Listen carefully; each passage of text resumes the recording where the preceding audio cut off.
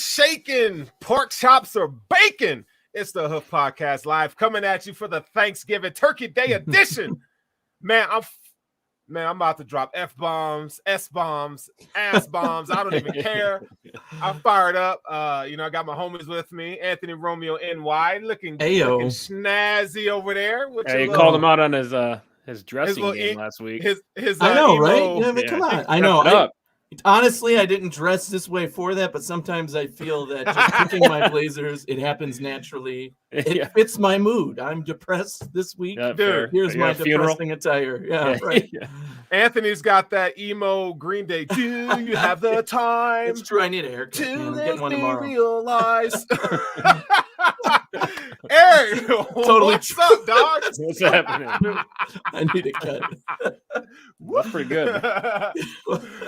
Oh, man. Look, man, life is about laughing. It's about laughing. And I laughed my ass off watching the Bills. I didn't know if I was, supposed to be angry, laugh. I guess when you're, really mad, I just laugh. It was comical. Right. Everybody had the Eli Manning face on Sunday. Just that dumbass. Yeah. I didn't feel good about the matchup the entire week. The Colts are, they just do everything that the Bills aren't good at, like run the ball, right? Dominate the line of scrimmage. The Bills struggle with teams like that. They always do. Why don't you tell our listeners right now what my text was to you guys when Spencer Brown was announced as out for COVID? What did I say? I said, he just cost the Bills their playoff seeding. We have no control over the playoff seed. I was convinced that without him, we would lose the game. Unfortunately, that's what happened in ridiculous fashion. And now we're screwed. The best we can do is a 4 seed in the playoffs. Even Spencer Brown couldn't stop Jonathan Taylor. That's very true. There's lots of problems all the way around, but when you add that, problems were bigger than the Tremaine Edmonds and Starr, and it was ugly. It was ugly. Man, it was ugly, man. I ain't gonna lie. It was, dude. It's kind of funny, to be honest, man. You guys were at the game though. You guys were there. Talk to me about that. Talk to me. What was going on, man? You feeling it or what? My brother-in-law invited me and got to sit in the Toyota Club for the first time. That was pretty fancy. They got the heaters, over your head. But it's funny because his seats are literally 3 rows below the awning, right? So we're in the rain, whereas everyone behind us is dry and warm. We're just in the rain. Okay. I mean, you can see the field and everything pretty well, but that was it was nice to be in the club because of the bathroom lines are shorter, the food and drink lines are shorter. But when the football's bad, those things matter much more. So, I was Anthony. My brother and I were in section 131, 3 rows back, so it was awesome. I mean, I was talking to Tyler Bass the whole time. I don't know if he was listening, but he was warming up there, and Matt Hawk was there. All the players were coming over because there were warmers right by us too. So F.A. Obata was standing right there with his helmet off at one point. All the guys were coming over. That was pretty cool to see during warm-ups and when they were coming out of the tunnel and stuff. But obviously the rest of the game, it was mostly me screaming at them for the performance on the field. Not in a good way. Not good. Not fun once the game started. Pre-game tailgating, it didn't rain at all, which was nice.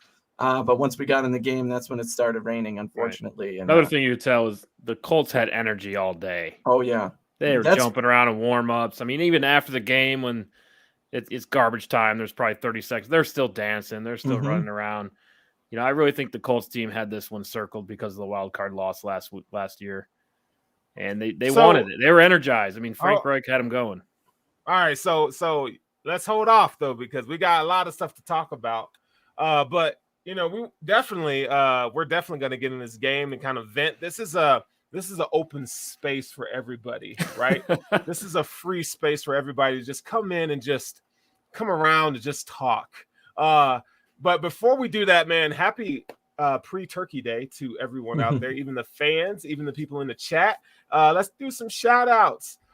Roman says, can't wait to see what y'all have to say this week. And the words of Terrell Owens, get your popcorn ready, baby. He also says, I feel Ohio State is going to destroy Michigan. Not going to be fun. I agree with you, but F you on that. Why did you remind me? I tagged Sterling in a great tweet today. I saw about that, and F you too. F you too. Reptile is my favorite today. He says Sterls will 100% tell us our running backs are not very good, and you're damn right, because they effing suck. It's like, you mad, bro? Because our running backs are trash. God, they're trash. Stevenson is on IR return. Spin says they could activate him for the Saints game. We're gonna see. Stevenson did post a photo of himself and what McDermott's quote was. So maybe that's a little precursor to him coming to the game. My guy, Chris Janke, he says, "What's up, Hoof Brothers?" Hey-o. Oh, and then Tom 5150 says, "Greetings from Dubai. Bill's Mafia here." Oh, hey-o, snap nice. Lat.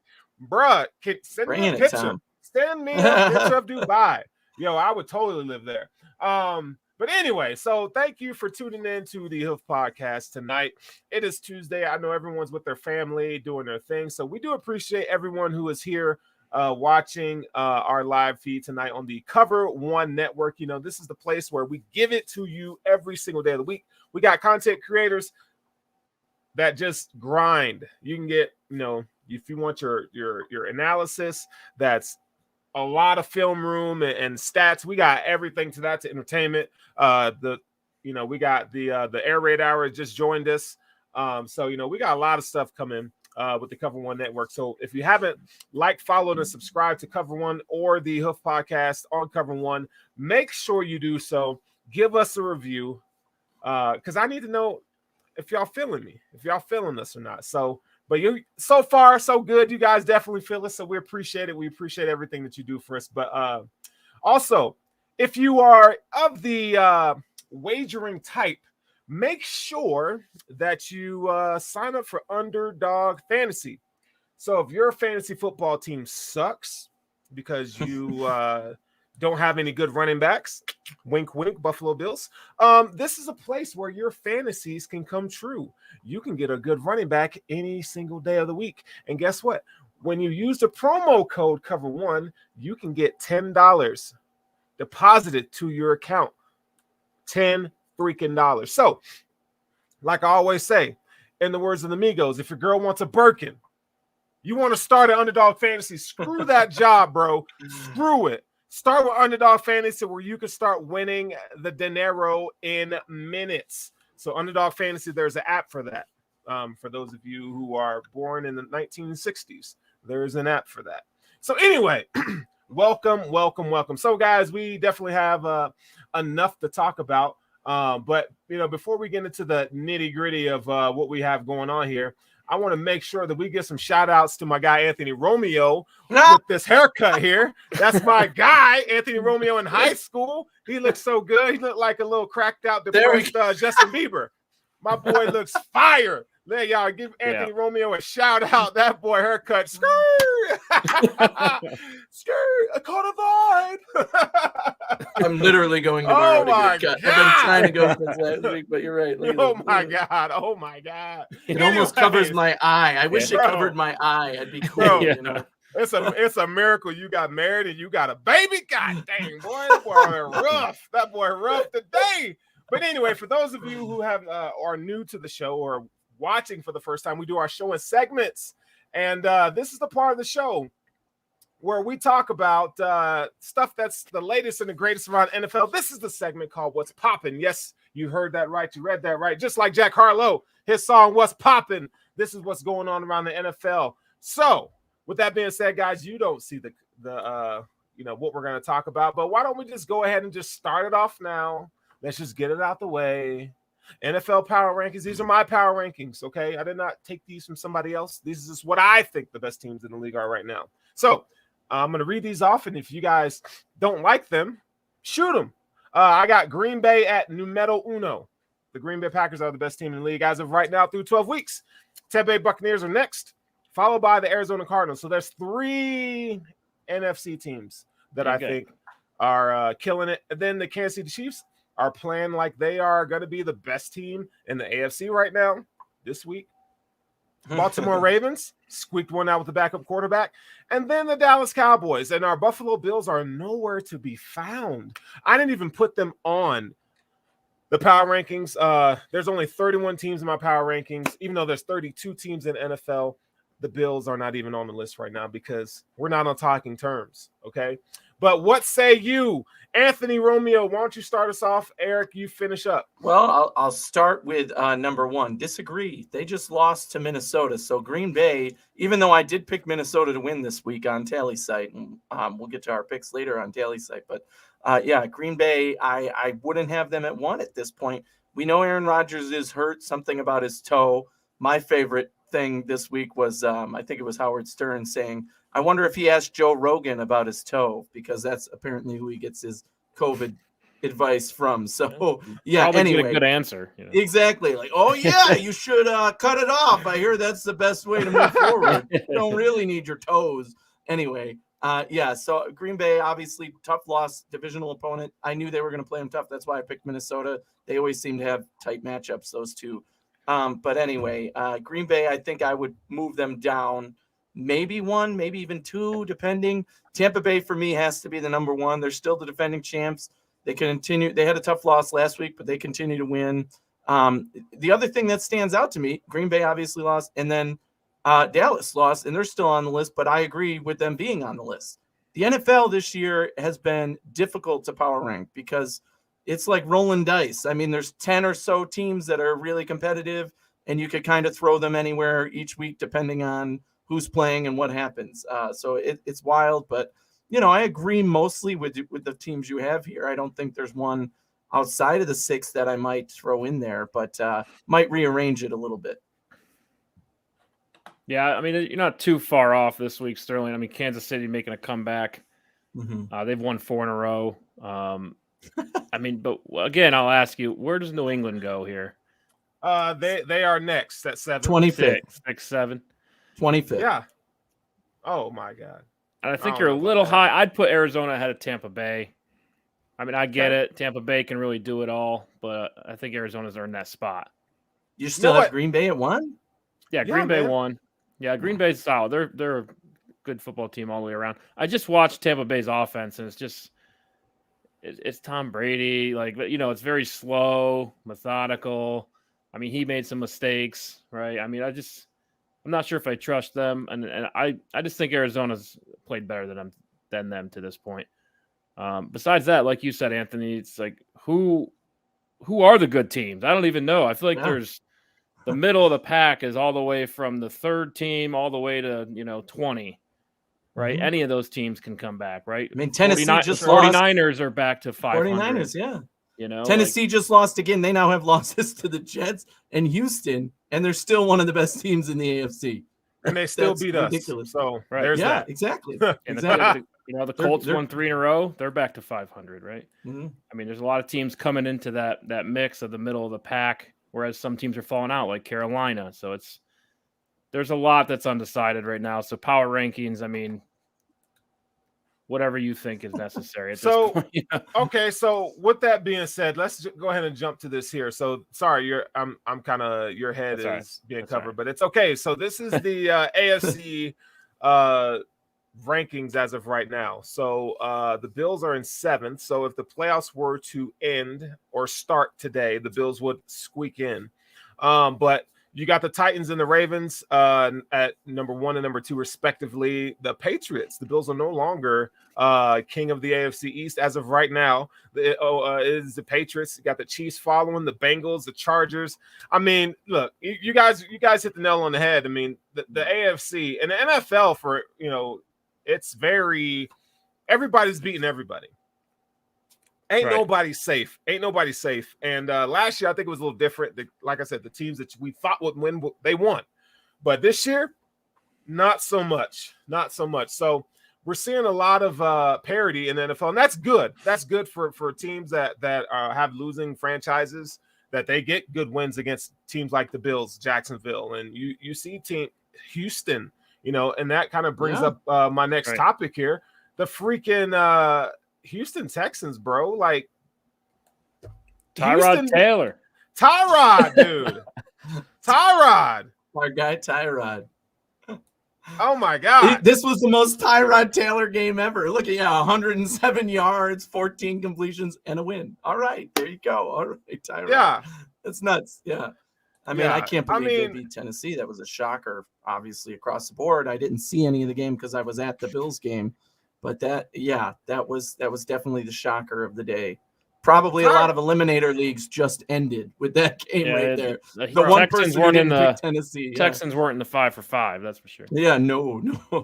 Listen, I mean, man. I think it's 1% pick the Texans, if that. Yeah, no. Anytime you have Ryan Tannehill throwing the ball 52 times, shit ain't right, bro. What else? Something going wrong, man. Oof. 4 interceptions. Oh. And like they're Tennessee had the real chance to take the 1 seed and run with it, right? Mm-hmm. I understand Derrick Henry got hurt and those dreams kind of ended, but I mean, they're still like the defense stepped up. I mean, AJ Brown, with the way the defense was playing the past few weeks, I thought for sure they were going to be a team to beat in the AFC, but it's any person's game at this point to get the 1 seed. Watching the Titans and Bills this week was like a bad date. It was like going on a bad date, bro. One time I was dating this chick, man. I met her in the club. I thought she looked good. I was like, girl, let me get that number, them digits, baby. I got the number, bro. She's like, yo, I'm going to come to your house. We're going to go out, whatever. And then she gets there, and I'm like, oh, no, baby. You do not look like you did in the club. That's what the Bills and the Tennessee must have been a dark club.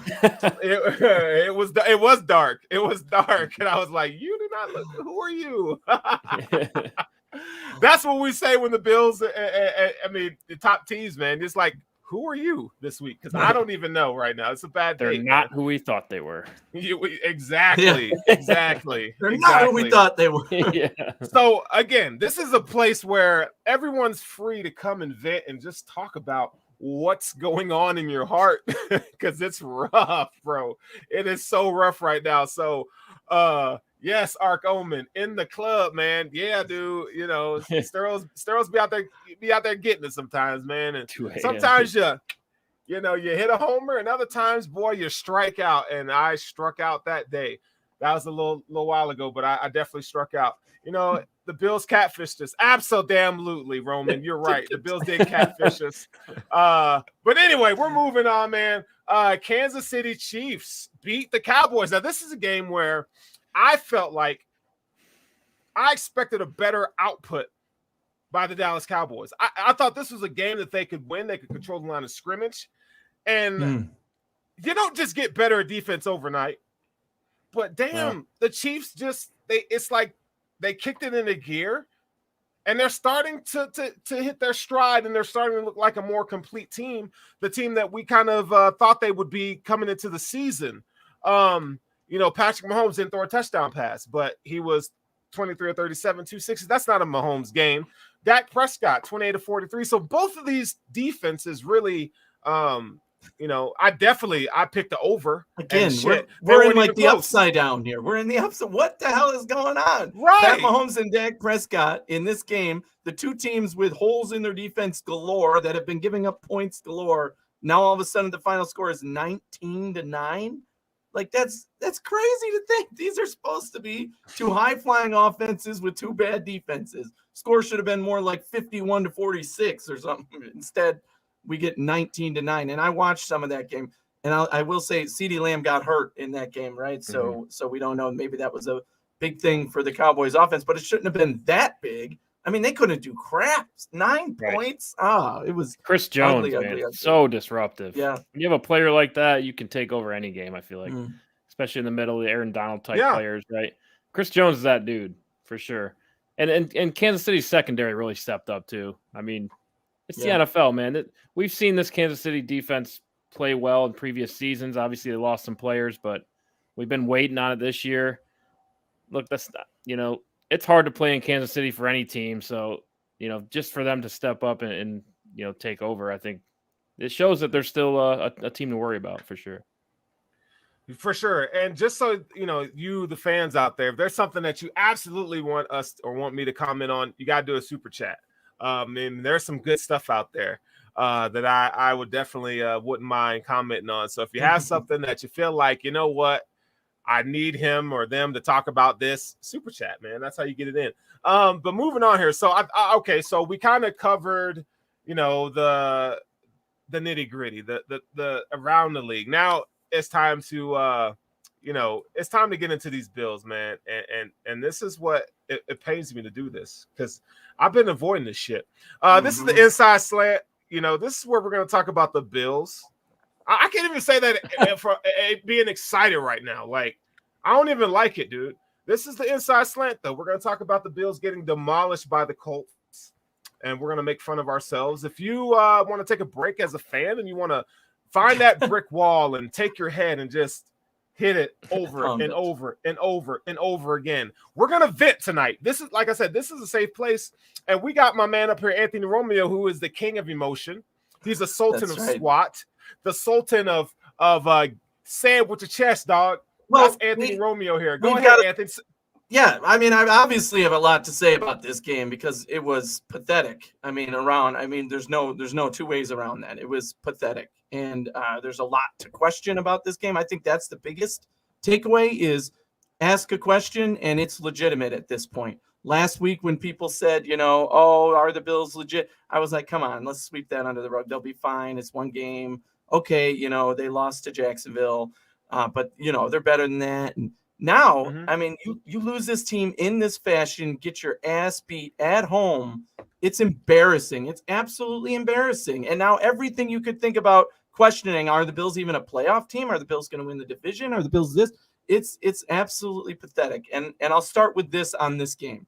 This game, after thinking about it and leaving, this game, I said this in the Cover One chat with our guys, it was a football clinic, and not in a good way for the Buffalo Bills. Name a football cliche, and the Buffalo Bills designed it and fell for it in this game, right? Stop the run. That's how you win games. Guess what we couldn't do? Stop the goddamn run. Oh, don't get penalties because you can never win a game if you have too many penalties. Guess what the Bills did? Penalty. All right. Every damn cliche you could name in football. Literally, if I was teaching somebody about football, I would show them this game and be like, look, these are the things that you cannot do in football, that the Bills are showing you exactly what not to do. Okay, so we got some Matt Milano is trash. That's not okay. This is a safe place, but we're not doing that. Okay. That's a little crazy. Okay, listen. I know people that it's it wasn't a good week, but we have to make sure we don't commit suicide today. But this is legitimate. Okay? Yes. I question their heart. That is absolutely 100% a legitimate question here. My question, we know Sean McDermott's a great coach, but there is consistency here. You came up flat versus Miami. You sucked the whole game versus Jacksonville. You beat the Jets. Great. You pounded the Jets. And now you come out and you get your ass beat. Why aren't these guys ready? Where is the energy? Where is the emotion? Where is anything? That falls on Sean McDermott, period, and the coaches. These players are showing up like they've already been crowned AFC championship players, like they're already going to be there, and there was no energy on that sideline. None. I want to see guys screaming in faces. I want to see guys saying, let's get up, let's do something. There was none of that on the field. I was there, right on the sideline, watching these players as they pouted and cried and said, we can't do anything. Get the fuck up. You're an NFL football player. Get on the field and play. Listen to this guy. Okay, so my guy Anthony's talking like he's suited up. He's on the field. Like I would have done a better job on the sideline than those crybabies this game. He was there. Act that way as an NFL this game. He said they're crying. This game. When we win Thursday, we'll talk. At least I would have been pumping up my guys. At least I would have been saying, what the hell's your problem, man? Get out there and get it done. Listen, there was no energy on that sideline. None. Listen, anytime you got to put Vernon Butler out there and Cody Ford and anything football related, let's just say that's a bad idea, okay? Cody Ford, buddy. I don't know. I think it's a product of bad coaching. I don't believe in Bobby Johnson. Can we get a different? I need a different guy. I need a different offensive line coach. Somebody's got to take the fall here. Yeah, eventually. They just don't. It's like we've talked about this. Name an offensive lineman that has developed under Bobby Johnson. I'll wait. We don't have Spencer it. Brown? And now, Spencer Brown. Spencer Brown's a rookie. He's He came a rookie. in. I mean, he spent developing, a right? whole offseason with NFL offensive, Hall of Fame lineman. Like, no. He's got the physical. He's a physical Bacher? specimen. What is Ike Bacher turned into? I mean, before Bobby Johnson got here, he was the practice What squad. in the hell has Ike Bacher turned into? So his claim to fame is making the mediocre okay, like making the mediocre backup level. Hey. My boy Ike Bacher. Ike Bacher's Cheez-Its, bro. He's Cheez-Its. And he's not even the name brand Cheez-Its. He's like the ones at the dollar store. They're like Weez-Its. Yeah. He's Weez-Its. I mean, We'll take it. understand. We'll take it. No, I won't take it. That's the point. You don't like Ain't Cheez-Its? nobody should take the shit. Man, You're not really it's too happy cheesy, when bro. you eat Cheez-Its, but you're like, You're not. oh, yeah, You're not. no. I'll Listen. take it. My guy Brian Bowers has pulled up. He pulled up. He says it's amazing how these guys don't get pissed off after performance like that. The team is soft and definitely not a Super Bowl team at the moment. Let me talk about that. Sean McDermott. I love Sean McDermott. Yeah. I love great Josh coach. Allen. But let me tell you something. I am sick and tired of. Here's a press conference. Well, we got to get better. Yeah, we got to look at the tape. We didn't play our best football. You're fucking right. You didn't play your best football. You sucked ass. Oh, we're guys are here angry. No energy. That's what I look at you like, hey, you ain't saying sad, nothing. right? Like, you ain't saying nothing. You're angry. Okay, cool. Like, can y'all be consistent on the field and come out and do what we know you're capable of doing week in and week out? Now, I know Spencer Brown not being there, he's a big cog in the offense in terms of run blocking, nastiness, point of attack, getting to the second level, mirroring defenders and shielding and turning them in different ways and so forth. He's the most physical offensive lineman we have, right? He is. But Mitch Morse, I think he's playing. He had a decent game. Dawkins had a decent game, but the guard, it's an epidemic at guard. Yeah. And say what you want, our guards are soft. This Bills team is soft. I have many issues. Like, why? How are you going to expect defensive linemen to get better when you constantly substitute them and they play 50% of the snaps week in and week out? You just don't. You don't get better that way. I understand from a physical aspect, right? They're definitely getting pushed around, right? That was pretty obvious. No push. No, we have no pass rush. Ed Oliver is like the only lineman we have with the pulse right now. Star being out, I think, hurt a lot. Okay. Right, going against a guy like Nelson, I know he got hurt, but I mean, that's kind of my point. You can't rely on. Yeah, Edmonds was out, Star was out. We knew that was going to be a problem. But these guys are still NFL players. Everybody was praising the hell out of AJ Klein last week against the friggin' Jets. And where was he this week? All of a sudden, he doesn't exist anymore. All of a sudden, the guys who took Star's place, filling in, rotating guys like F.A. Obata and Harry and all them guys. I mean, you didn't step up. You're on an NFL roster. I don't care who's out. You still have to step up and play. At least make it competitive. You come on, you got your ass beat out there. That's not okay. So saying they're out, yes, that puts us at a disadvantage. Yes, my concern mainly with the offensive line was anytime Spencer Brown's not out there, they've looked like Swiss freaking cheese. But that wasn't even. It was more the defense to this game that just couldn't get it done. There was no energy on the field. I mean, Eric, do you feel the same way being there, that there was just no energy? You could feel it. I was right there on the sideline with these guys. And you could feel it, that there was just nothing. And maybe it was the rain, whatever. But again, you play in Western New York in a home game. The team you're playing plays in a freaking dome, and they're out there playing their house star. When you're having a bad day, and everyone starts to believe that it's a bad day, when you go down 14 points, and then your kick returner fumbles. I know there's a field goal in there, but then kick returner fumbles. Now you're down 24-7. I mean, you start believing the ball's not going our way today. It's a bad day, and you could tell from being there. The team all across the board believe that, and they just, All right, so we got super chat here. The game got out of control. My guy OG Brooklyn, my dude. He said SOFT. Yep, and he ain't lying. No, these Buffalo Bills are soft as hell, and that's the worst. That's the awful. worst insult you could give a football player, basically. You're soft. This team is soft. And there's no other way to describe it. It's You're a finesse. fact now. You it's are finesse. A fact. You are the team that comes out and just shoots threes all day. You're Princeton. You just want to shoot threes in back door. Like, you won't get a rebound. You won't dunk on nobody. You Princeton, bro. You super smart, but shit, like, you ain't brought nothing else to the table today, man. So thank you for that, OG Brooklyn. Brian Bauer says, stop the injury excuses. I agree. The Bills are one of the healthiest teams in the league. You can't fall apart because 2 or 3 starters are out. What are you going to do in the playoffs if one of these guys are out? You got to step up. There's got to be guys on the team that can do what they do. Can we talk about that too? So when you have a right tackle that's not in the game, like, can we just keep Darrell Williams at guard? Why do we have to move him to tackle? Yep. And then put Cody Ford in the game? And it's just like who are you going to put at right tackle? You can't put Cody Ford at right tackle. Listen, you have to go with it forces their hand. You know what I'm saying? Before this game, I said to try any other combination, anything.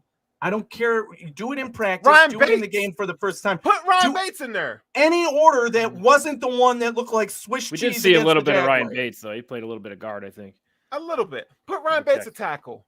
Try it. You put Cody Ford out there. What does Cody Ford get? What does Cody Ford bring to the table? Oh my God, the guy who on the practice squad, the one they protect every week. Bring him the fuck up if you're protecting him every week. You need help on the offensive line. Try something new. I'd rather have Tommy Doyle at tackle. If we're just gonna try Cody Ford at guard, then just effing try Tommy Doyle at tackle. You drafted the dude. It's better than having Darrell Williams at tackle when he's better suited at guard. Like, it's just this musical chair stuff, man. It's got to stop. This whole defensive line rotation, I'm sick of it. I'm tired of it. I really am. I'm tired of it. I put the best players on the field. So Ryan Bates played 5 snaps. Yeah. Just skim through here. Ike Bacher, 96%, 54 snaps. Yeah, Morris, Dawkins, Williams, Ford. 100% of snaps for Cody Ford. They are trying to look, man. They're trying to get some kind of redemption story out of Cody Ford, and it ain't gonna happen. Cody Ford's done. I don't know if it's. I think it's lack of coaching. Watch, my boy gonna go somewhere. He gonna find his career. Sure. And it ain't it here. Bobby Johnson, get his ass out of there. I'm sorry. Like, even he's under scrutiny now. They're like, the media, the fans are like, yo, BJ, my boy's got to go. Bobby Johnson's got to go. I don't care. And so, like I said, we're all about venting tonight, right? We're gonna do all that. But Jonathan Taylor, man, I can't go. We can't go any further without talking about the game that Jonathan Taylor played.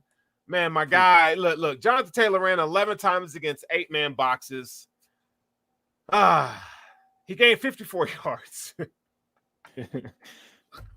Don't look at him, bro. Jonathan Taylor against a stacked box gained 54 yards, averaging 5 yards a carry, bro. 5 yards against loaded boxes, absolutely bonkers. That's how good the Colts offense was. Man, listen. It was rough. The Bills defense. It was rough. Yeah. We got no push. They knew Jonathan Taylor. We knew they were gonna run. They knew they were gonna run. Everybody lined up for the run, and he still ran right through us. You knew what they were gonna do. Carson Wentz stat line, he was 11 of 20 for like 107 yards. Like, yeah. Jonathan Taylor definitely. He got half of his yards on the first drive. Well, the thing with Jonathan Taylor, though, is you control the game, right? Colts really controlled this game throughout. You know, the time of possession in the third quarter is double what the Bills had. And the time of possession is better in every quarter, right? You know, rushing the ball, they had 18 first downs rushing. The Bills had 6. Right. You know, but that's just when you run the ball, you can control the football game, right? And that the Colts proved that. And that's something the Bills really struggle with. Like, we saw the 3 and outs, right? You got to be able to shift to the run game. And I know this is going to open the door for Sterling. But I think the Colts in this game was a great example of what a healthy running game can do for you, or even a decent running game. You can win these ugly football games when it's raining and nasty out, right? You don't have to throw the ball like Carson Wentz did. You know, he's 50% completion percentage, and he looked phenomenal. You know what I'm saying? So the worst. Hold on. Oh, here we go. We're gonna get to the running back.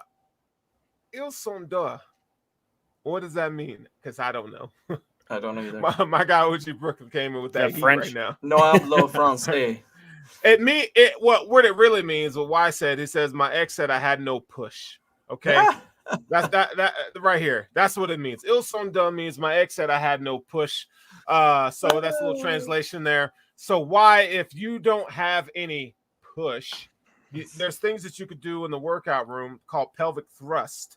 You could do that so you can get some push, baby. The Bills need to work on their pelvic thrust. The Bills need some push, buddy. They definitely do. But but what I was gonna say just before that was the worst play of the game for me. The worst play of the game.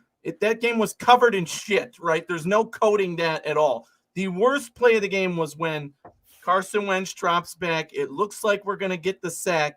Mario Addison, I don't know if Carson Wentz was covered in butter or maybe he lubed up before that snap, but Mario Addison just whiffs and Carson Wentz runs for 35 mother freaking yards right there. Just runs right up the gut. He was dead to rights, 10 yards back on a 3rd and 10, and he runs 30 plus yards right up the gut like it was nothing. Wasn't it funny? I was just like, this is just bad. Fucking believable. It was that bad. I mean, it's just like, how do you let that is the worst play of the game? You let the best running back in football run all over you. Okay, you can't get him 8-man boxes. Okay, at least it's the best running back in football. But you have Carson Wentz dead to rights in a sack, and you let him go, and he jumps and he just waddles his way for 30 yards. Like that was absolutely disgusting. I mean, disgusting. When you're just happy to be there. Yeah, to get to the quarterback, you just get excited, you piss your pants, you're not really an athlete. Hey, you know what that counts as, Sterling? That's a QB pressure right there. That's your favorite stat, Sterling. Hey, Addison, yes. Great job, Addison, on that QB pressure. You got that QB pressure. I'll tell you what, guys, I appreciate that you guys are just pumping me up today because the things that I've been talking about for years about these Bills and how you need running backs matter. I don't care what you say. I know offensive line play matters, right? But a good running back masks some of the offensive line deficiencies. It's not that our offensive line is completely terrible. We have 2 positions of need on offensive line at guard. But if you had a running back with vision and foot speed, that would help a lot. It wouldn't be the solution to your problems, but having a guy that you're afraid of a little bit, just a teeny bit, like that's like having you and I back there in the backfield. Like that's how teams view Singletary and Moss. Like they don't fucking care. They're like, who? And maybe Sterling and goal line. Dog, I can see that. Give it to me, dog. I'm on it. But seriously though, yeah. Running backs matter. Inside, interior line, offensive line play, it matters, man. And there's no perfect team. You can't build a complete team in an offseason, but man, they got to start. Instead of getting leftover veteran offensive linemen, let's start to draft and develop. Let's get somebody in who can develop an offensive lineman first. Let's draft and develop offensive linemen. Let's get a running back in here with some foot speed and some vision that can help Josh Allen in the pass game. That can help. A lot of people are talking about Saquon Barkley. I don't see it happening. Ooh, no. Give me Miles Sanders. Trade for Miles Sanders, or draft somebody. Kenneth Walker III. Go get him. Zach Charbonnet. Go talk to him. That's all next season stuff. We need to figure this out now. Yeah. Well, it ain't happening. Matt Breida. We talk about Matt Breida. Like, got 50 yards rushing. We haven't seen that in a while. 5 rushes, 51 yards. I would call. I want to say 3 or 4 of those rushes came on one series, one drive, yes, all in a row. That's the one, and he's getting yards. I mean, he was the hot hand, and then that was it. The interception. That was the interception drive. Kill the drive, yeah. Right. Penalty, interception. But Breida's a change of pace guy. You got not a lot of film out there on how to use him. I mean, no one is scared of the running game for the Bills. So a guy like Matt Breida with the speed, I feel like there's opportunities there, and they're not taking advantage of them. For some reason, they need to start. That's true. We got to see them do that. We were all hoping, at least I was in the preseason, that they would use Breida in key situations as like what's he going to do? Because he still can run the ball. He is that speedster. You can dump the ball off to him on a screenplay, and he can get big yards because he's that fast and can beat anybody. But now we're talking about him as RB1. which is stupid talk. Like yeah, Breida should not be our RB1, it's- and he is right now, hands down. Singletary can't get the job done. Moss looks like crap. I mean, Breida is RB1. Really, Josh Allen is RB1, but Breida is right there with him. It's not a great situation to be in. And I'm finally on board with Sterling that something has to be done in this run game. It's got to. Hey, and now it's too late. So I don't know. Again, like we talked about. Shout out to the fans tonight. They're coming with that fire. Look, he said, "Nah, bro, Addison just missed him. Let's stop being easy on Addison. That boy's soft. No, he switched cheese, bro. He switched cheese. Totally missed him. I don't care what cheese. you say. He was Butler, Vernon Butler. He Your name is Vernon, first of all. Like, get out of here, Vernon. Put the butt. Your name is Butler Vernon Butler. Man, get the hell out of here. I ain't trying to hear it, bro. I ain't trying to hear it, man. Hey, KM says, hey, boys, hit the like button. Yeah. Love the hoof. We love you too, man. We appreciate it. We appreciate all the love. But, as we keep it on task here, here's a question I have for you guys. And here's a question that I have for the fans. So we're all in the what have you done for me lately game, right? Maybe not in our relationships. Maybe some of you, why is probably like that. Okay, with his chicks, because he always tells me how he's missed the mark with the chicks. Okay. But based on what you've seen out of 12 weeks, has your expectations changed on these Buffalo Bills? I will come out and say, ain't no Super Bowl, dog. Hey, we're gonna make the playoffs, but Super Bowl, it ain't happening. Not right now. Not right now. So Anthony, we'll start with you. Eric, I'm gonna let you finish your thought on this. The Bills now have more losses than most people who cover the Bills or think about the Bills or even ESPN had predicted for them for the entire season. Think about that. How disappointing is that right now? That is insane to think about. If you had told me that in the preseason, I would have said that the worst case scenario happened. Oh, somebody got hurt, somebody big like Josh Allen, or something's bad. No, this team is just not ready to play. They're not showing up with the guys they got. I don't know how to fix this problem. So you're right, Sterling, that the expectations, the outlook is more like we've taken 2 steps back instead of that 1 step forward. We were in the AFC Championship game. Last year was awesome. We played certainly past everybody's expectations, played the best football. And now we took 2 steps back, and it's 2017 where we're trying to get to the playoffs. And, oh, my God, we're going to be so excited if we make it to the playoffs and might have a chance to win a playoff game. We were talking number 1 seed. We beat Kansas City, and we were on top of the world. The season didn't end that week, and I think that's what these players need to realize. Like, what happened after that? You just stopped showing up? Is practice not that intense? I said this after the Jacksonville loss. All I heard all week preparing for the Jets after the Jacksonville loss was, oh, there was no music at practice, and these guys brought it, and they were intense. And the first thing I said on this show was, do that every single week. There's no excuse. Why all of a sudden, oh, hey, look, we beat the Jets. Let's go back to partying and playing music and dancing. No, focus on football, you bunch of idiots, because you're not getting it done, period. Where is the energy? Anthony. Okay. It's true. Okay. He already All told the team he's at the game, you know. Listen, it's okay to have fun. I mean, it is. It is. Like, it is. And yeah, it's okay, at least but we not don't have a Baker like Mayfield this week. Look, at least we don't have a That's guy true. that just does commercials all day. Like, Yeah, right. I'm okay with the Bills enjoying themselves. Again, all is not lost. The expectation has changed. Eric, what are your thoughts on the expectation for this football team right now? I think this is the time to have a cold spot in the season, right?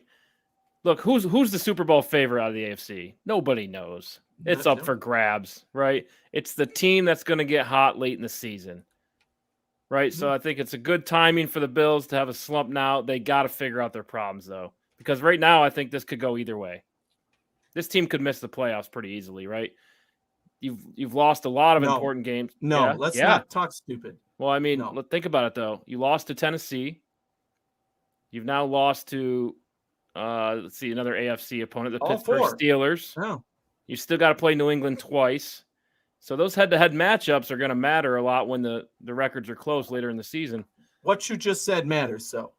we still have to play New England with their rookie quarterback Right. twice. Could And go- I don't it could care go- I if said we're it could go playing either way. backwards. I still think we beat New England twice. I don't see us losing to that rookie Right. quarterback. Maybe if But they now play you've- out of our You've minds, also it might lost to the show up. Colts. You've lost to the Colts. They're going to be a playoff contender with that running Certainly, game. yep. So, we I mean, can't get This four could go seed either is the way. best we're is looking my at. point. Now, is the Super Bowl window closed? I don't think so, because this team could figure it out with a quarterback like Josh Allen and the talent. The amazing games we've seen from him. I think he could step up and take over. But right now, I think they're in a weird identity crisis, and some teams come out of that and some don't, and that's it. I mean, and it's not looking good as far as the head-to-head matchups. And when you're playing for those, 6 and 7 seeds, that matters a hell of a lot more. Yeah. Are the Bills going to win the 1 seed? Not likely, in my opinion. Impossible. But who is though? You look around. Kansas City 7-4, right? Tennessee, I think they lost 3 games now, right? But they're still, the Jets they lost to, the Houston Texans they lost to. There's a good chance they could lose, with this new schedule. It's kind of weird, but 6-7 games total, right? Yeah. So those 2 New England games are so huge. Yeah. And that will decide our fate. I'm still pretty confident in the New England games, but I agree with the biggest thing you said, Eric, was that once you get to the playoffs, it's an entirely different season. And that is especially true this season with the AFC. If we are playing a home game against the hottest team coming in, we probably won't win that game if they're the hottest team coming in, right? It's all about those matchups. And the Bills do not have an advantage right now at the matchup. They certainly don't look to have an advantage at home. They don't look like they have an advantage, So just because you end up the 4 seed and you get a home game, it doesn't mean you're going to win. And at this point, it's all about who makes the playoffs and what happens as that season starts. Right. You have to be ready when the playoffs start. And I agree. I'd rather be slumping now than the start of week 1 of the playoffs, but the schedule gets tough now. You're gonna face competition. Big stretch. 9-7 Giants in 2011, worst team to ever win a Super Bowl. Yeah, it can happen. all is, like I said, all is not lost on the season, but man, we definitely have to start seeing more consistency out of this football team from an offensive and defensive standpoint. It's great when you're ranked number 1 in yardage and etc. whatever, but when you don't show that week in and week out, that's a problem. And fortunate the NFL, I mean, this is compiled of great coaches, great players and talents, and your weaknesses are masked every single week. And the Bills have glaring weaknesses on in the trenches. # trench play matters. They need an infusion of talent on the offensive defensive line. Pressures ain't gonna cut it. You need game wreckers, and those are hard to find. But you got to do your damn best job to find somebody that's going to make a difference. Spencer Brown is an addition to make a difference. Gregory Rousseau at times, he's a rookie, he's developing, he's making a difference. You have to draft more guys like that to make a difference because the identity of your team is that you're soft. The Bills are a soft football team. And let's everybody just get it in our heads. If we're expecting the Bills to be a physical football team, that's not us. We are pretty much a very finesse football team that if we come out and we hit a bunch of threes, everything's great. But if we're not hitting those threes, if Josh Allen's not able to throw the ball deep consistently or making plays, scrambling, extending the plays, we're not it, right? If Micah Hyde, Jordan Poyer aren't changing the game by getting interceptions, we ain't got it. The Bills need everything to go their way to be a successful team. Now, when it goes our way, when it's great, it's fucking amazing. It's great. But when it doesn't, the Bills have to change their DNA. This is what happens when you believe your own hype, right? Now, there's everything out there is not always true and accurate, and the things that are unsaid aren't always here. But there's a place in the middle that. And you got to find that as a Bills fan. You got to be able to look at this team objectively and say, hey, you know what? We aren't as bad as Sunday was, but we aren't as good either as the NFL media and others make us think we are. Or the Bills come out on Sunday after Sunday and we get to hear that BS, oh, this is not us. Oh, the Bills are one of the best teams in the league. They're the best team in the AFC, the most complete team in the AFC. But you can't block anybody. That's a problem. So in order to be the best team now, can things change? Can you get better? Can you make small incremental improvements throughout the season? Absolutely. We've seen teams do it. We've seen the Bills do it. Look at Tampa Bay last year. Absolutely. They were terrible this time last year. They can do it, but will they do it? This part of the season comes to the coaching. And I'm going to put a lot of onus on Josh Allen here because Josh Allen isn't playing well. Okay? So let's talk about, I brought up this point. Josh Allen deserves some of the blame. So when teams are going into these too high safety looks, so showing too high safeties and moving after snap, they knew that the Colts were going to disguise this. Like, this is not something that is new to Josh Allen. It's something that you see teams play the Kansas City Chiefs. You see them doing with the Dallas Cowboys sometimes. You see them doing with the Buffalo Bills. And it's the inability to run the football. So when you can't run the football and you have these cover two, right? You have these cover two defenses, split safeties. Josh Allen doesn't have an answer. Now, part of that is you don't really have a real number two. Let's talk about Emmanuel Sanders for a second. Emmanuel Sanders is a nice addition, but he's not a number two wide receiver.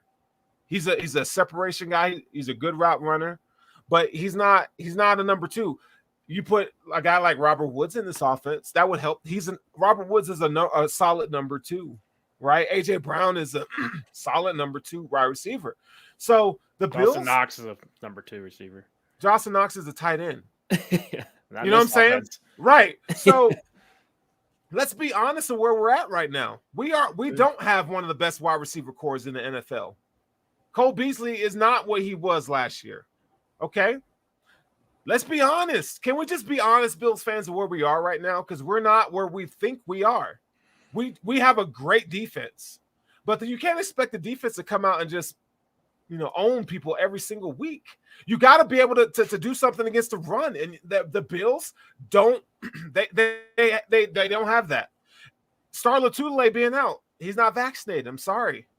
No one can make him be vaccinated. That's his personal choice and decision. So don't flame him on that. But from a roster standpoint, you put so much emphasis on deploying all these platoons of linemen, right? But you ain't got another one-tech defensive tackle. So we got to put F.A. Obata in there to help supplement, run defense. Well, then if that's the case, if Star Latule's not there, then keep fucking Obata out there, man. Yeah. With Ed Oliver. Quit rotating these damn defensive ends. I'm sick and tired of it. Look, Mario Addison, Jerry Hughes, they're okay. Let's be honest about this, Bills fans. Those guys are okay players. They are no longer what they once was. Mario Addison is not the 8 to 9 sack guy that he once was 3, 4, 5 years ago. Got to rebuttal at some point.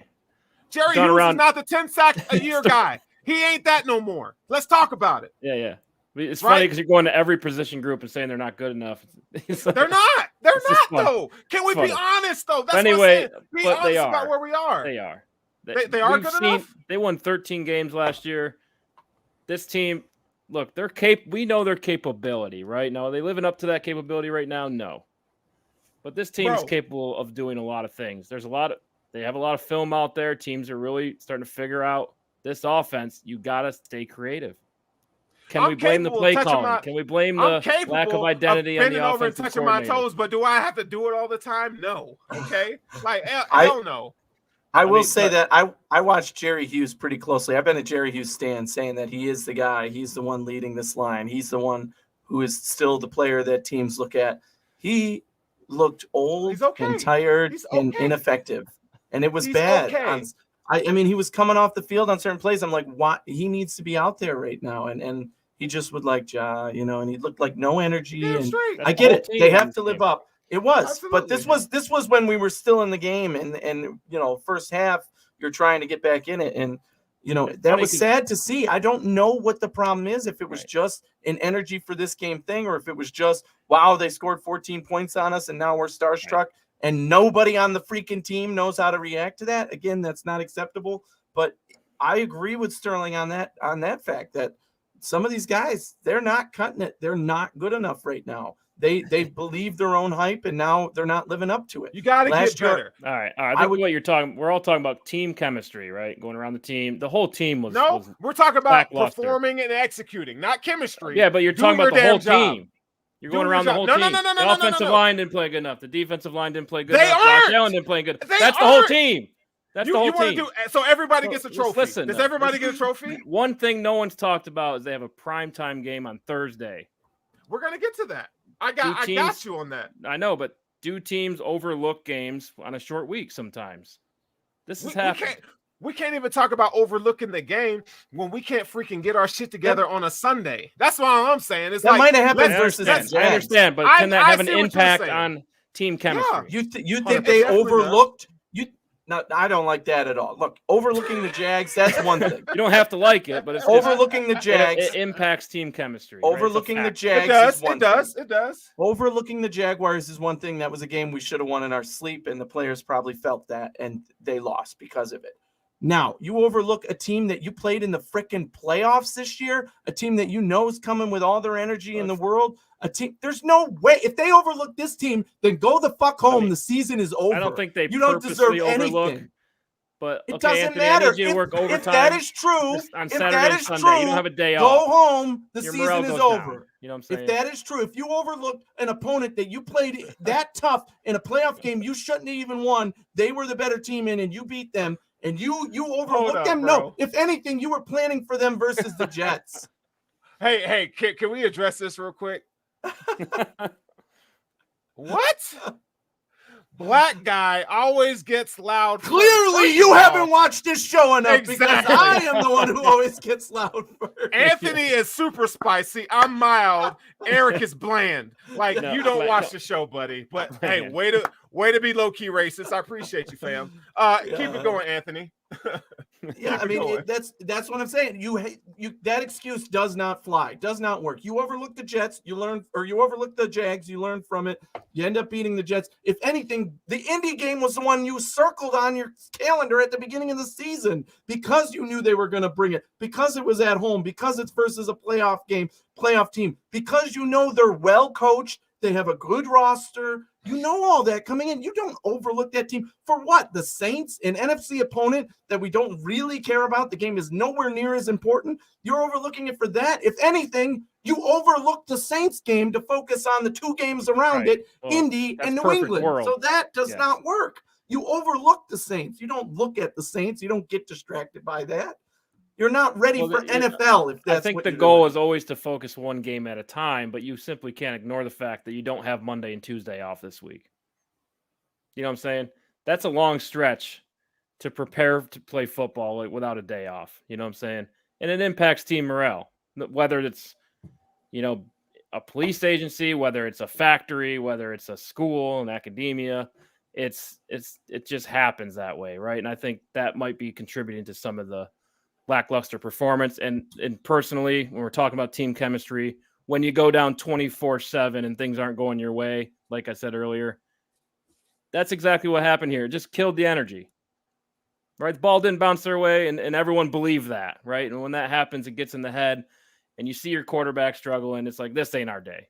Right. And that's what happened. I mean, but do we need to replace every position? No. We've seen what this team can do. This is the number one defense in the league. I'm not saying they're that. Still I'm just number one in a couple categories on defense. And I appreciate what you're saying, Eric. I'm just saying that, like, even us, we believe the hype, right? And I think sometimes you have to really, like I said, it's not always as bad as we think, and it's not always as good as we think. There's somewhere in the middle.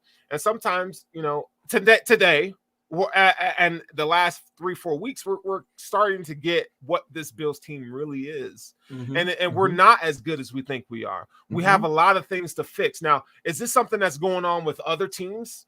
Yeah, which is nice. So there's a chance that the Bills can catch lightning in a bottle and they could go and win. But here's the things the I odds don't of like. That are very slim.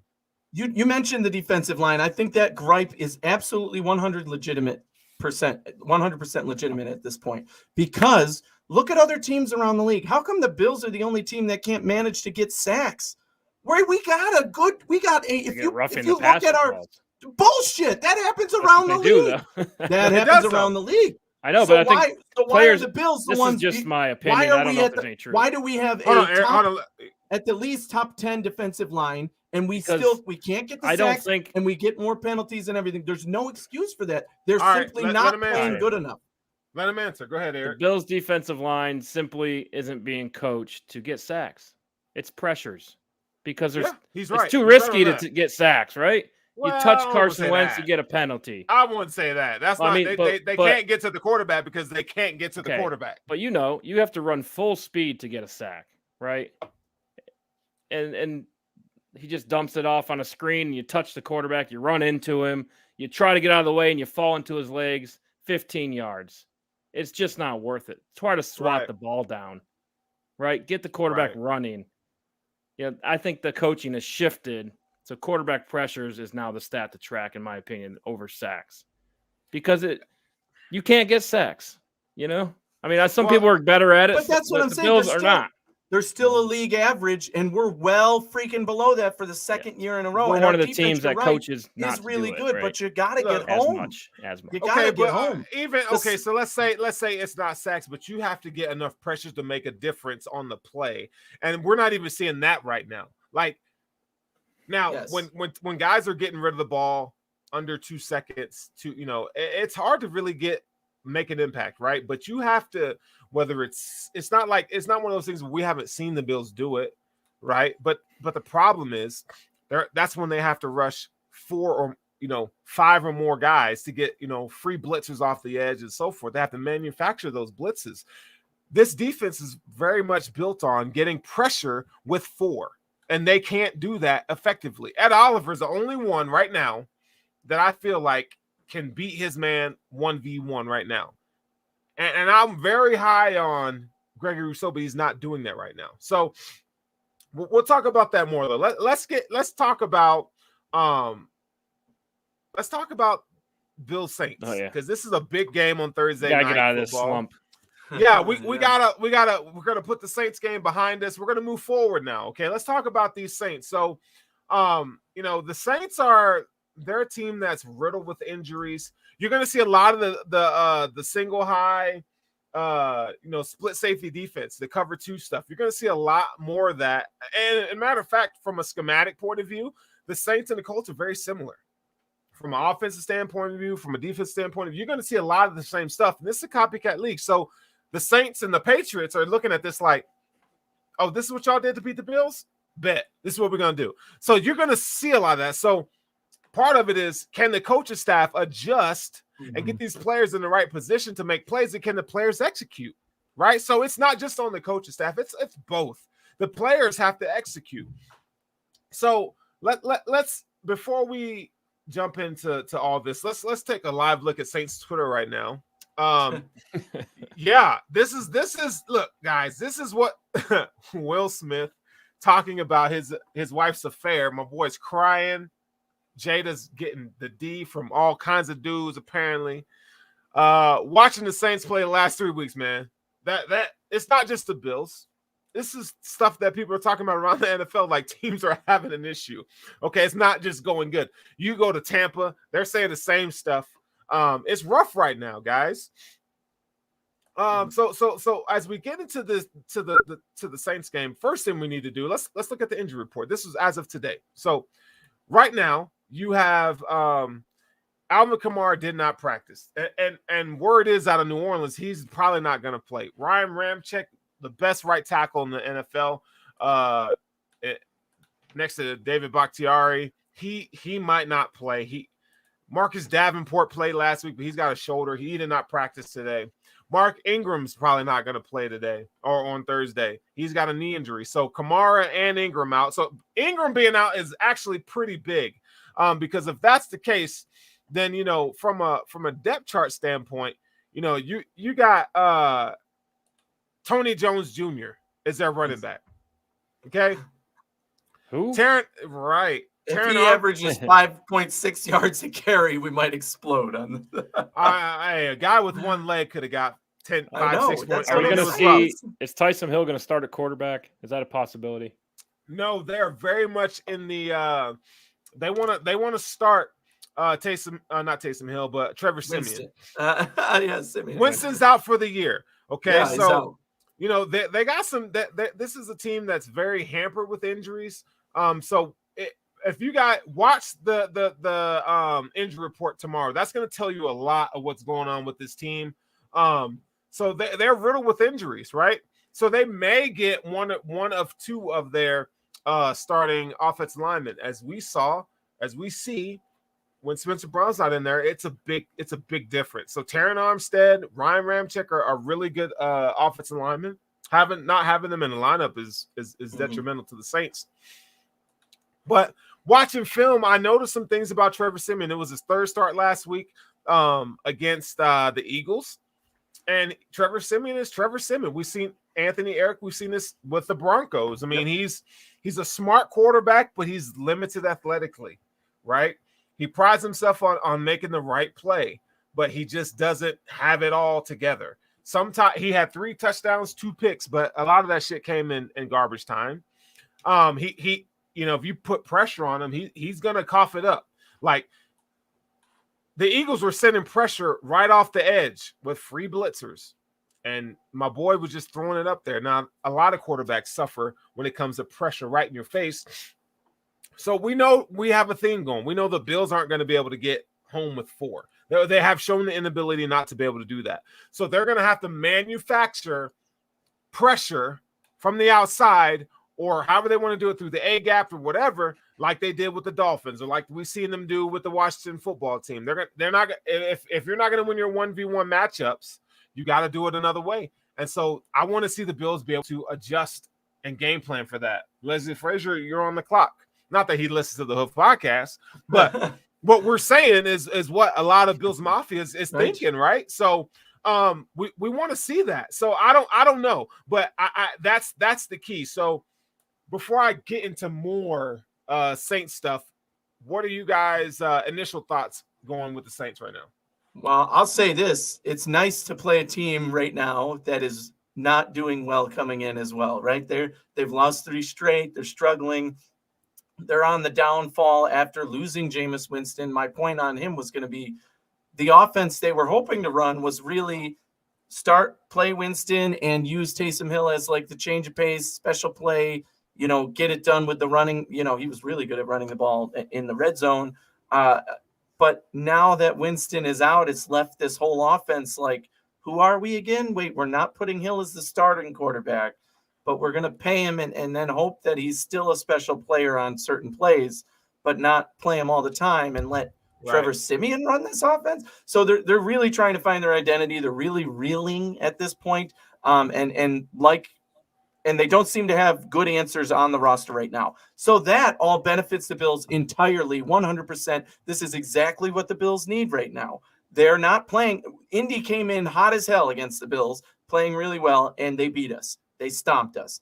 Now we're playing a team on their turf, but it's still a team who's struggling, that doesn't have a great way. And as Sterling said, all the injuries are racked up against them. If Alvin Kamara was healthy in this game, our eyes are a lot wider than if he's expected to be out, period. Then you put on Mark Ingram on top of that. My eyes are still wide, like, ooh, Mark Ingram. I trust him. He is a starting NFL back in times, even though he's old now.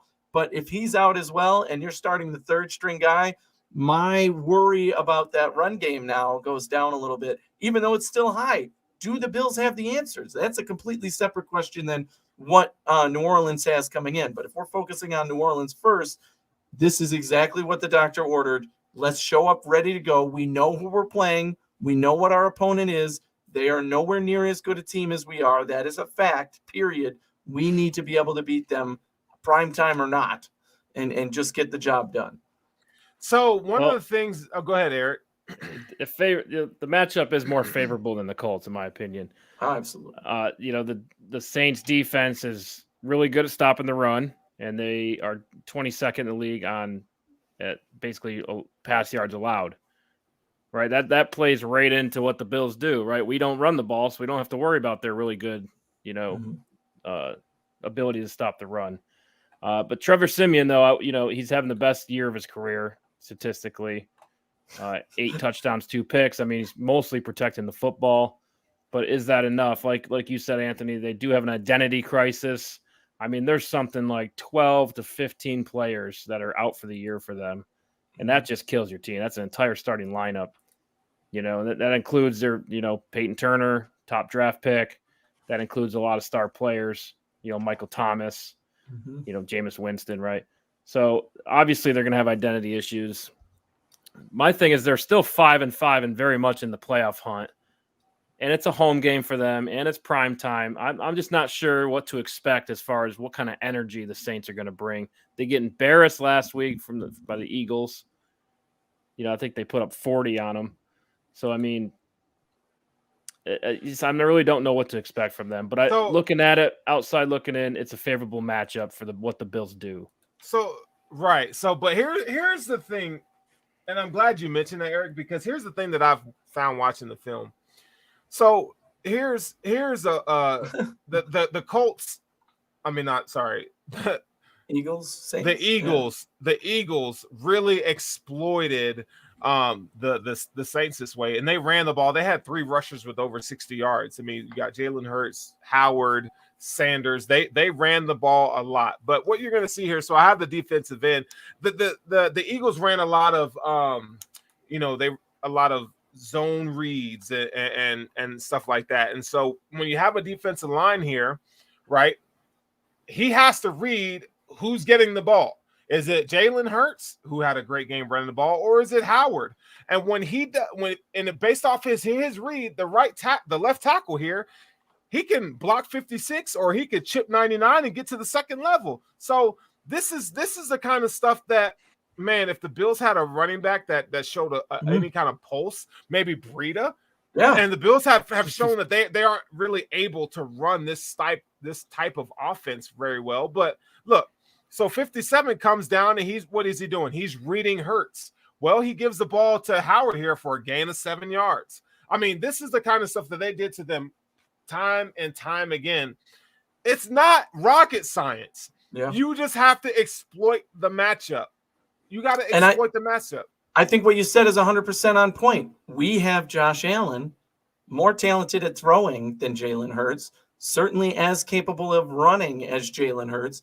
And we also have a running back, Matt Breida. Matt Breida should be able to do that with Josh Allen. You put those two back there, you're going to confuse the Saints in the same way. Obviously we know that the other 2 running backs are going to see time too, but Breida and Josh Allen in that situation, I'll take them all day. And then you give one the ball one time and let the other run it the next time. Fine. If that's what it takes to win, if that's what it takes to beat them. I still think you have to pass the ball. Like Eric said, it's still favorable in that matchup as well. But just having the option to do that and face a team that you can exploit the run against, you've got to capitalize on that. Watch out for Marcus Lattimore. That's a big problem. Right. But Marcus Lattimore has been a shell of himself this year. But the Bills haven't shown that they could run the zone read effectively, right? Yeah. And you have to be able to, that uncovered lineman has to be able to get to the second level and find someone to block effectively. So in the case of that play there, that would be Deion Dawkins, right? Spencer Brown. So that's a positive sign, but will Brian Dable scheme it up? I don't know. Will the Bills try to kind of keep to what they've been doing, which is throwing the ball downfield? But it's not working with this cover 2 shell. They have not found an effective way to answer the problem. Now, they did in the Kansas City game. Josh Allen has to be able to effectively throw short. He has to effectively be able to get, Matt Breida involved in the pass game. Right, Cole Beasley. I'm tired of seeing. No. I'm talking about from a running back standpoint. Yes, Cole Beasley. You have to be able to find answers in the intermediate quick passing game. That's how you're going to beat it, because those quick passes supplement your run game. Those are like 2, 3, 4, 5, 6 yard carries, right? So there's ways. All is not lost when it comes to the Bill offense, but they all have to be on the same page. Having false start penalties. The Bills are terrible at penalties right now. They're playing a very undisciplined brand of football. Penalties and poor tackling have been something that the Bills have struggled with under Sean McDermott. They need to improve there. I'm not going to sit here and say Brian Dable is Brian Dable's fine. Sean McDermott's fine, but they do need to get better. They have to improve, right? And they're getting into. I feel like they've been getting into this rut that they need to get out of. So the way you're going to beat the Saints, you got to be able to run the football. You can't just sit there and think, oh, yeah, we're just going to pass the ball over the field. Get Dawson Knox involved early. Get Stephon Diggs involved early, right? Stephon Diggs can win 1v1 no matter who's on him. So you're going to have to work to short the intermediate game, because if they're playing a cover 2 shell, they're expecting you, they're giving you the short to intermediate game. Josh Allen has to be able to take what the defense is giving him and not press. So from a defensive standpoint, so we're going to see, they might not have Ingram and Kamara. So guys, what do you feel like what can the Bills do from a defensive standpoint to maybe slow down this Saints offense? Even though they got blown out last week, they still scored 29 points. That's still a good number in this league. So what can the Bills do there? And I know Trevor Siemian's been around a while, but I think it still confuse him as much as you can, right? The Bills have held opposing quarterbacks to a rating of 62.2 on the season. It's the lowest in the league. I mean, I just think he's going to be the key to the game. I think you're going to see a lot of Tyson Hill. He signs a big contract, momentum there. He's an athlete, man. You got to really pay attention to what he's doing, right? Because he's a playmaker. He can blow it up on any play, right? He can score on any play. Outside of that, I think, whoever's running the ball, this is Sean Payton, right? There's going to be some great play designs, stuff you haven't seen before. And it doesn't matter who's running the football. If they can get gaps, we've seen Sean Payton get creative in the past. I think that's probably the biggest worry for the Bills defense is this is not a team they play all the time. You know what I'm saying? So it's just that unique stuff that's going to be flying at you. Are you going to be able to adjust accordingly? Halftime adjustments, I think, will be important on defense. Be ready. I think the biggest thing on defense is be ready. We have to play our game. The defense is the heart and soul of this team. They've been playing well all year, scratch this last game. And even in the shitty Jacksonville game, still only gave up 9 points. So it's really about the secondary doing their thing. Like Eric said, you got to at least make whoever's at quarterback, be it Hill or Siemian, to start the game. They need to put some pressure on them. They need to, cover. If they sit back in coverage, those 4 defensive backs out there do their thing. It'll give you more time to focus on the running back, if whoever that may be, to focus on getting pressure on the quarterback. And I think that plays well into this Bills team as well, which is why I think this is the perfect rebound game in this situation for Buffalo, because the defense, I can't point to one thing and say they have to do this better, even though we said the defensive line isn't playing up to standard and they need to find a way to get home and get more sacks. As long as they keep doing what they're doing, that should be good enough to hold this team. You're talking about the Eagles gave up 29 points. The Eagles are statistically one of the worst, if not flat bottom, in terms of their cornerback play this year. The Buffalo Bills are almost top in the league. So if not one, they're like 3, right? So, I trust the Bills in that matchup. I trust our defense. I definitely trust our defensive backs. I think that they just have to, exactly as Eric said, to be ready, because they're going to pull out all the stops and try and get creative. And when Taysom Hill is out there, you've got to make sure you've got eyes on him. Hopefully, if we don't know yet if Tremaine Edmonds can play, hopefully he plays in this game.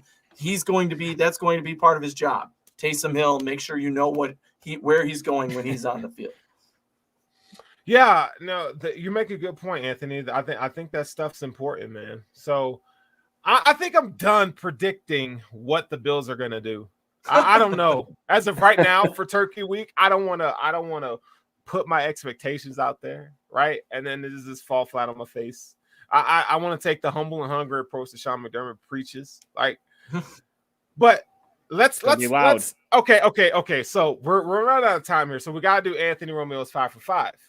Okay, but before we get into that, okay, because we're gonna let you close the show out, Anthony, here in a minute. Let's talk about is your turkey gonna look like this, people? The hell? This is from Christmas Vacation. Okay, this is the turkey that they had. This is dry as hell. Now, there's some out there who are for me, don't come at me with no stovetop stuffing. I don't want that shit. It's nasty. It's like government peanut butter. Like, I can't chew that shit. I want dressing, y'all. Dressing made in the turkey. It's a supplement to stovetop stuffing. If your stuffing comes in a box don't bring it on the table. Things you should put on the table for Thanksgiving: cranberry sauce, in a can, not that homemade shit. Thank you, Sterling. I want to be able to take a fork. I'll take the stuffing or a spoon or a butter knife and just whoop, chop it up. You know I don't want your homemade cranberry sauce. Miss me with that, man. With your Kathy hates that I love the canned cranberry. Bro, it's got to be the can. And it's got to be I want to see the lines. Show me the lines. Give me them lines all day, son. Give me them lines all day with that cranberry sauce, man. Listen. Cranberry sauce. Look. Eric says that because he ain't never had like a real Thanksgiving dinner, man. I'll take the stuffing, put gravy on it, mix it all together, all in one, mashed potatoes. No. Yep. I'm a mixer. Mix it all up. No. We don't put cranberry sauce in our mix. You can't do it, bro. You can't do it. No, stop trash. it. Stop it. Dog, you can't do it like that, bro. You're desecrating the plate that is called Thanksgiving. Okay? I do what I want with my plate, but I'm sure you do, man. Listen, man. I'm just saying there's nothing like a black folks Thanksgiving. I'm telling y'all right now, man. If you ain't got no black friends, go get you one and then say, hey, man, look, I know y'all do it right. Give me a plate, or let me come hang out with y'all for Thanksgiving. So if you're home alone for Thanksgiving, find you a black friend and get you one of them and say, hey, let me eat with you, because you're going to get the real food for Thanksgiving. Now, look, I'll give you Buffalonians. Everything outside of, Thanksgiving is fantastic. What you eat, what you make, I love it. But Thanksgiving, man, some deviled eggs, bro. Like, real good deviled eggs. Those go the fastest in my house. Yeah. Give me some of that. I'm air frying the turkey. How y'all doing y'all's turkey this year? Oh, smoked.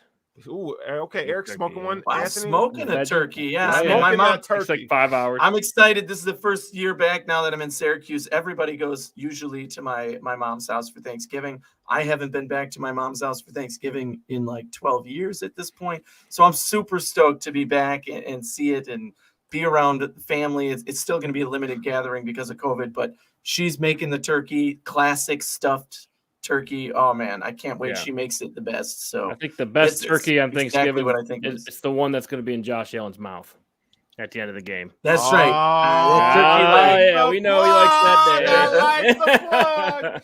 Hopefully Josh Allen can get that damn turkey because he balls out, right? But we haven't had a good game on Thanksgiving since the last one we played a few years ago against the Dallas Cowboys. So let's keep in mind, before we do Anthony Romeo's 5 for 5, the Superdome or Thunderdome, wherever the hell the Mercedes, I don't care what the hell the Saints Dome is. Mercedes-Benz Dome, that's a tough place. That is a tough place to play. Let's keep in mind, this Saints team have lost 3 in a row, so they're hungry for a win. So the Bills, they got to come in and execute. They got to do their damn job, man. Yeah, we talked about them pulling out all the stops. The Bills need to do that too. We need this win too. So I want to see Sean McDermott do something crazy and creative. There's talk about Stevenson being active for this game. Why not? Isaiah McKenzie, look at him. He's fumbling, and Sean McDermott was already low on him for that. So I wouldn't be surprised to see him out as the returner and maybe put Stevenson as a creative play on offense as well as the return man if he's ready to come back. Like you said, he posted that thing on Twitter or wherever, and maybe there's a slim chance he could play. But they got to do something. They got to get creative. They got to change it up. I don't like rookies, bro. Hey, my guy Richard Rush, I hope. Hey, y'all be praying for my guy Richard, man. He's been family been going through the COVID thing, but he says, Sterls, everyone says I overseason. It's called flavor, y'all. Hell yeah, Richard. I'm gonna agree with you, buddy. Devin says maybe Berkshire Bob will invite you over. Or maybe bring a friend with you. Yes. What's that movie? Get Out. If I went to Berkshire Bob's house, y'all would not find me, bro. Because you'd be the turkey. I'd be the turkey, dog. They like that dark meat over in them racist places. They want that dark meat, dude. So I will not be going with Berkshire Bob for Thanksgiving. Berkshire, I appreciate the invitation, but I will not be hanging out with you. But anyways, man, Thanksgiving is about love. It's about being with your family. So make sure you guys do that. So with that being said, let me give my guy Anthony's a shout out, man. Anthony, Eric, those guys have been killing on Tyler's site. All of our picks are great. It's been a crazy NFL year, but Anthony Romeo takes the time each week to give you the best odds for winning more money. Now, Christmas time's coming up, okay? And we all might not be getting that Christmas bonus like we thought we would. So if you're not getting that Christmas bonus because your work performance sucks or your company's just cheap, listen to my guy Anthony Roman. He's going to give you 5 picks, 5 guaranteed. I'm going to win you some dollar bills, y'all, to buy your girl a Birkin. So, Anthony Romeo, man, why don't you go ahead? Hey, Anthony, listen. Oh, my bad, G. Here we go. Oh, Anthony, I'm going to let you do your thing, man. This is the 5 for 5 with Anthony Romeo. So, you got the floor, dude. Go ahead. All right, here we go again, the 5 for 5 segment. Thank you for that intro there, Sterling. And just again, winning money again last week. We went 3 and 2. It was pretty close for a 4th one, but we didn't get it. But still, winning record again during the week 11. So, hey, I'll take it. 3 and 2, that's on the plus side. That puts us again at 34 and 20 and 1 on the season. 34, 20 and 1. That's 14 games over 500. That's an incredible record. We need to keep that momentum going into week 12 here. And I'm going to give you my picks for this week, starting with 5, working my way up to 1. The 5th pick of the week, I'm taking the Tennessee Titans plus 6.5 at New England. I know New England's been the hot team and Tennessee just lost a bad game yet again, but 6.5 just seems like too many points, even if Tennessee ends up losing this game. I hope they win, obviously. I'm taking the Titans plus 6.5. My number 4 pick of the week, it's the Falcons -1 at Jacksonville. Basically a pick 'em here. Both these teams haven't lived up to expectations, but I like the explosive potential of the Falcons offense, even though it's a here one day, gone the next kind of thing, it seems. I have to take the Falcons -1 at Jacksonville. My 3rd pick of the week is a Thanksgiving Day game. The Bears -3 at Detroit. I think the Bears have a win in them this week, especially on Thanksgiving Day. Bears-Lions, that is a football game of football games on Thanksgiving. I picked the Lions last week. People thought I was crazy, but it was plus 9.5. They lost the game. That was a great pick. So I'm going against them this week with the Bears. My number 2 pick is the Carolina Panthers -2.5 at Miami. Talk about teams going in different directions. The Panthers have been hot lately. They've been able to score points. Miami's an inferior opponent for them, I think. So I'm taking the Panthers -2.5 at Miami. And my top pick of the week, the Chargers -2 at the Denver Broncos. Denver has been up and down all season long. They haven't been able to find their real identity. I think they keep it competitive, but the Chargers probably win this game, I think, by more than 2 points. So I'm taking the Chargers -2. So there's my 5 picks of the week. Let's do it, ladies and gentlemen. Let's go 5 for 5. We've got the Titans plus 6.5 at New England, the Falcons -1 at Jacksonville, the Bears -3 at Detroit, the Panthers -2.5 at Miami, and the Chargers -2 at Denver. Let's get those 5 wins. Let's keep racking up that money this season. All right, so that's the 5 for 5 with the old Anthony Romeo there, man. We appreciate it. I myself am still trying to win.